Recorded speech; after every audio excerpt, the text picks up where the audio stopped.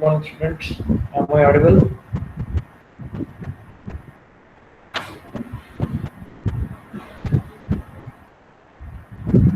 Am I audible? Yes, sir. Okay. So in my last class, I think we had completed our discussion on the structures of the sedimentary rocks. Is it not?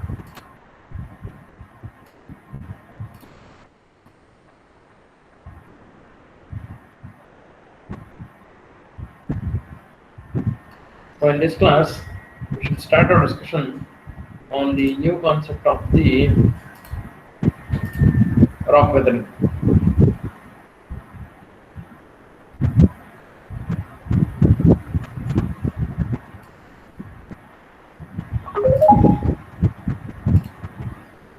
Okay. So now, weathering is a very important concept because it is a fundamental process by virtue of which you are, going to get the rock or the soil formation. Okay, weathering becomes the first and foremost process which leads to the development of soil and also the secondary rocks or the sedimentary rocks. So weathering is a very ancient process that started from the time of the formation of the rocks itself. So weathering is a very important concept because today you see most of the soil that are being developed are a result of the weathering itself. It takes 5,000 years for the formation of 1 centimeter of soil. Okay, if 1 centimeter of soil has to form on the earth, then it takes around 5,000 years, somewhere around 5,000 years. Okay, so you can just imagine if that much amount of soil is present in this earth, then how much of years has it taken for that much of soil to form, and how much amount of rock has been disintegrated.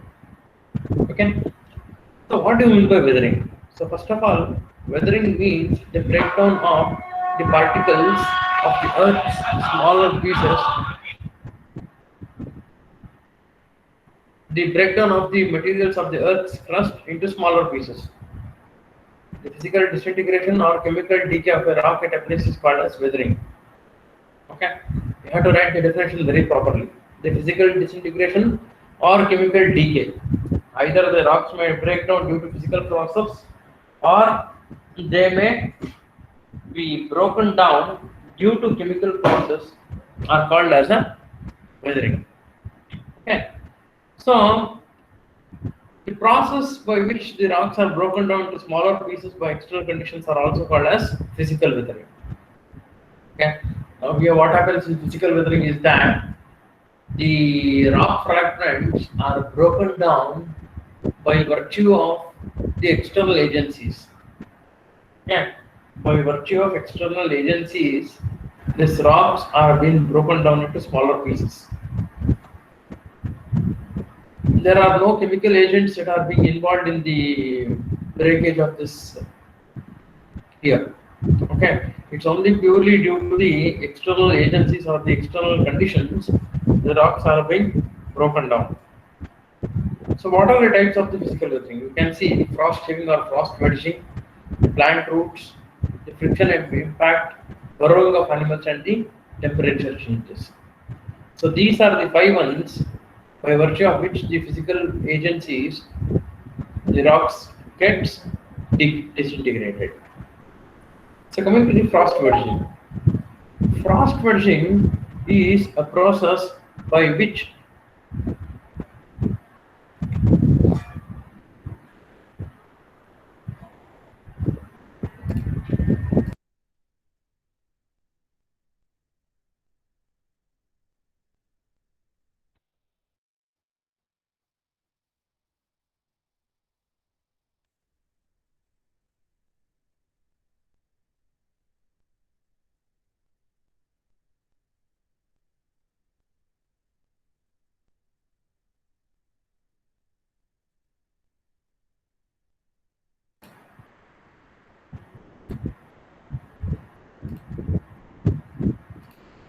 Frost wedging is a process by which the rocks are broken down by the forces of the ices.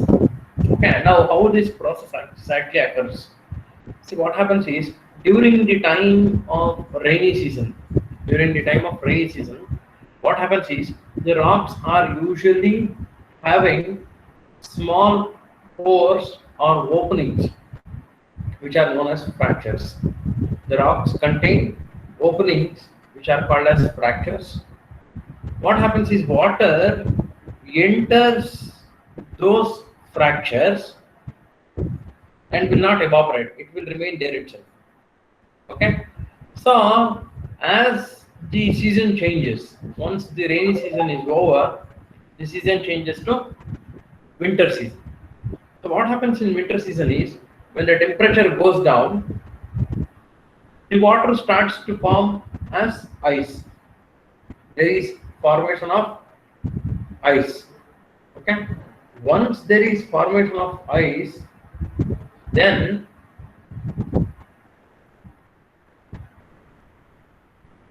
that ice starts to expand. Okay, once it starts to expand, what happens is that it breaks down the adjacent rock bodies. Okay, so it splits up across and apart the fracture planes. Okay, so as the ice, it has got the capacity to break down the rock also. It is by this virtue how the frost wedging occurs. Okay, so what happens is water during rainy seasons gets collected in the rock fragments or the rock fractures. As the season changes, there is the formation of the winter season. The temperature goes down. So once the temperature goes down, it starts to cool down and water starts to solidify and form the ice. Once the ice is being formed, then it breaks apart the adjacent areas of the rocks. Okay, so this process is called as a frost wedging.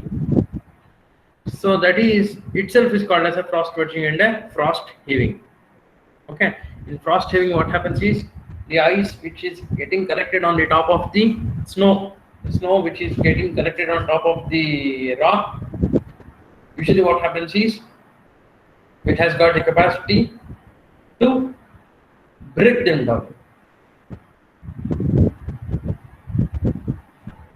That breaking usually accompanies the frost heaving. So next important one is a plant roots. So what happens in a plant roots? See, in plant roots, you know that plant roots has got the capacity to grow anywhere.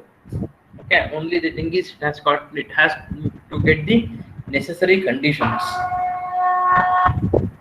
It has to get the necessary conditions. So these plant roots, once it starts to grow, it breaks apart the fractures that are available. The roots of the plants are very strong enough that they start to break apart the rocks surrounding them and then start to grow. Okay, this is how even the plants are capable enough of breaking down the rocks. Okay, so coming to the next is the friction and the repeated impact. What happens in the friction and repeated impact is that this usually occurs in the running water. Okay, nearby the streams and the rivers. What happens when there is water that is flowing water that is moving at a very constant speed and a very high speed, the particles are being impacting against one another very repeatedly. And the particles hit against one another, collide against one another very constantly. Okay, so there is constant impact among the particles. There is always a constant impact among the particles, which leads to the friction of the particles.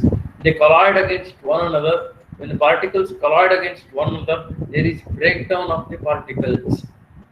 There is breakdown of the particles. So once the particles are broken down, that lead to the disintegration of the rocks. Those lead to the disintegration of the rocks. Okay, so you know that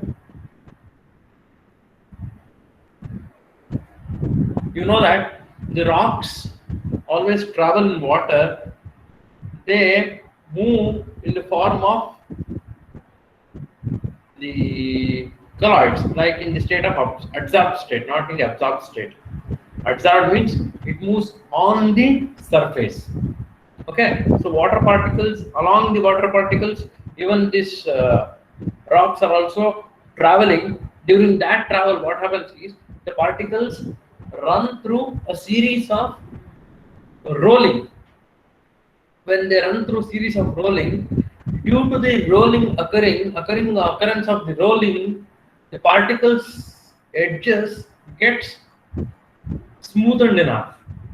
Okay, the particle edges gets smoothened enough, by virtue of which the particles become smoothed pebbles. That's why you can find the pebbles on a river course. Okay, river course usually contains lot of pebbles. Why? Because the particles always travel. When they travel in water, they are repeatedly impacting against one another and also on the ground. Okay, there is movement of the particles in an up and down manner, so which results in the usual impact. So that is also a process by which the particles get smoothened up. So the edges gets reduced down. So once the edges gets reduced, what happens is the particles get smoothened and they become rounded particles. So that way also you can expect the weathering to occur, disintegration to occur. So next is the burrowing of animals. So the burrowing of animals is also another feature by which you can see the erosion of the soil taking place. So during the burrowing of animals, what happens is the animals usually they dig the holes in the earth. They usually dig the holes in the earth and remove the soil particles. Once the soil particles is being removed, what happens is it leaves behind the only the animals. So the soil particles are being removed. So then what happens is it leads to the erosion of the soil crust present in the uppermost layer. Okay. So coming to the next is the temperature changes. Once there is temperature changes, it is also leading to weathering. Okay. So know that it is, if it is having snowfall, then that snowfall also leads to the changes in the temperature and frost action, and that frost action usually has got a lot of impact on the environment. So they also lead to changes of the rock external surface. Okay, even during your forest fires, in case of forest fires, what happens is there is enormous amount of heat that is being liberated. Due to the heat that is liberated, also sometimes the rocks crack open. Okay, or rocks burst opens. Okay, so what happens is because of the heat that is prevalent heat that is present within the forest fires, that causes the rock to open. Okay, so even the temperature changes also cause the rocks to break apart or to weather. So coming to the next is the chemical weathering. So chemical weathering is a process by which the breakdown of the rock through chemical changes occurs. Okay, so it's a process by virtue of which the rocks break down through chemical changes. Okay, so the agents of the chemical weathering are the water, the oxygen, the carbon dioxide, the living organisms, and the acid rain. So these are the agents that are responsible for the formation of the chemical weathering. So you can know water is also a chemical, oxygen is also a chemical, carbon dioxide is also a chemical, living organisms is also a chemical, acid rain is also a chemical. Okay, so all these things are responsible for the breakdown of the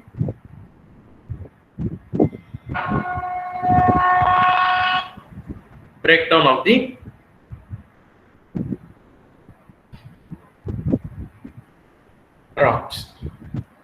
So water, you know that water, stagnant water has got capacity to dissolve the ions or minerals that is present that comes in contact with it. Okay, you know that water, any amount of minerals that are being dissolved, it has got the capacity to dissolve any mineral. Okay, that's why it's called as a universal solvent. Okay, that is why water is called as a universal solvent, because it has got the capacity to dissolve anything that comes in contact with it. Okay, so thereby what happens is, whenever the water starts to dissolve the particles, the weathering starts to take place, and you can see the formation of the potholes are being done. The formation of the potholes, you can see the formation of the potholes. Is it not? So that's why you can expect this weathering to occur. This is a type of weathering wherein the water starts to dissolve the minerals present in the rock, and then it forms the craters. Okay. So coming to the oxygen, you know, oxygen, iron combines with oxygen in air, and that process is called as oxidation. So iron along with oxygen in presence of water, it leads to oxidation, and that product is rust. Okay, rust is nothing but the oxidized particle of the iron. Okay, so that rust, usually what happens is it oxidizes or breaks down the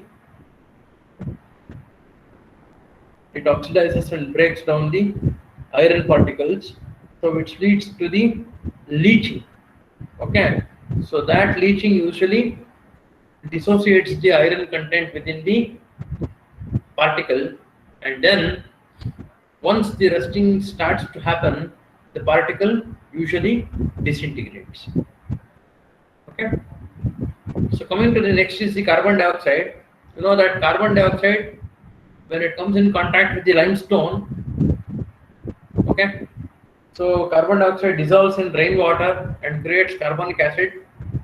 Okay, so even carbonic acid, that we can easily weather the limestone and marble. Anywhere the limestone and marble are being present, whenever this carbonic acid comes in contact with the limestone and the marble, it starts to corrode the limestone and marble. Okay, so what happens is carbon dioxide dissolves in rainwater and forms a carbonic acid, HCO3. So that carbonic acid, HCO3, can very easily break down the limestone and the marble. Okay, so that's why carbon dioxide is also a very important agent in weathering. Many years ago, you might have heard that Taj Mahal, the one that is found in Agra, has started to break down. The color of the marble is being disintegrating. That is because of the huge acid rain that is found in that part of Delhi. Okay, even the Qutub Minar, all these years the Qutub Minar had not rusted. Now the Qutub Minar has also started to rust all along the 4 floors. It contains 7 floors. So the first 3 floors are not being damaged, but the next 4 floors are being damaged, and topmost floor is still very highly risky. Okay, so that is because of the formation of the rust. Okay, that is because of the acid rain. Okay, so initially they used to live up to 6 floors. They used to live up to 5th and 6th floor. They used to live for the visitors. But now the 3rd floor itself is the last place where you can find, where you can go.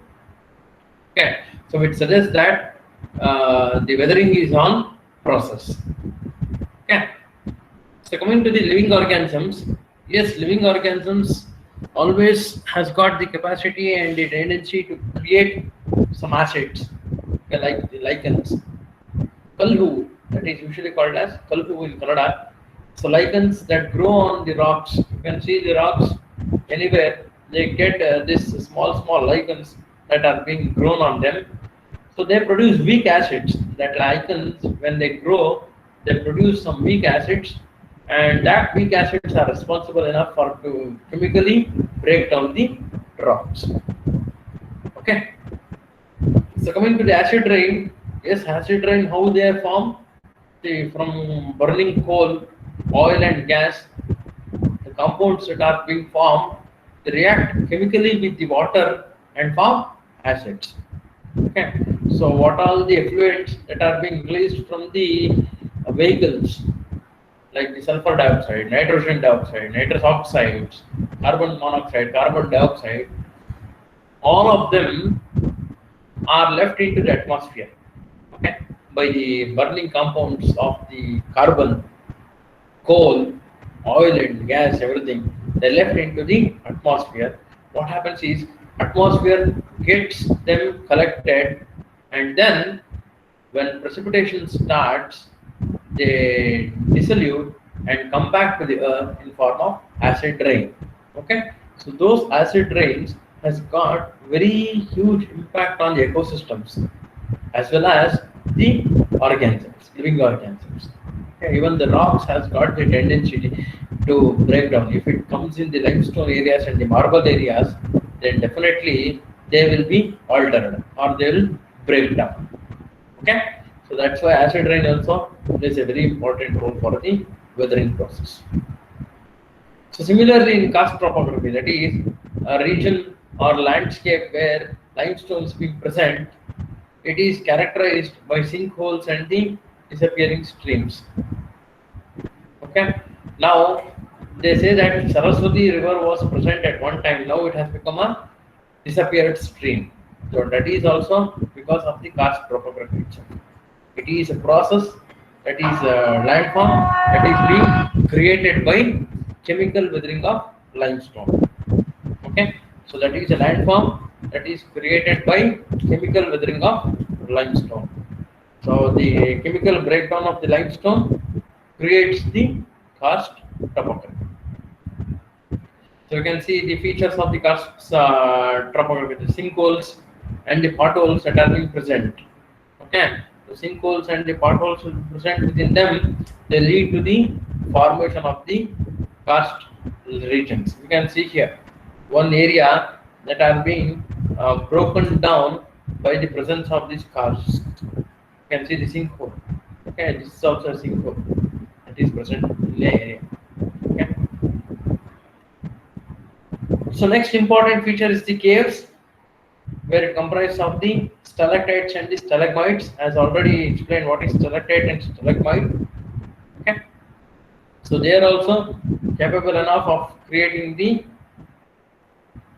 erosion of the particles.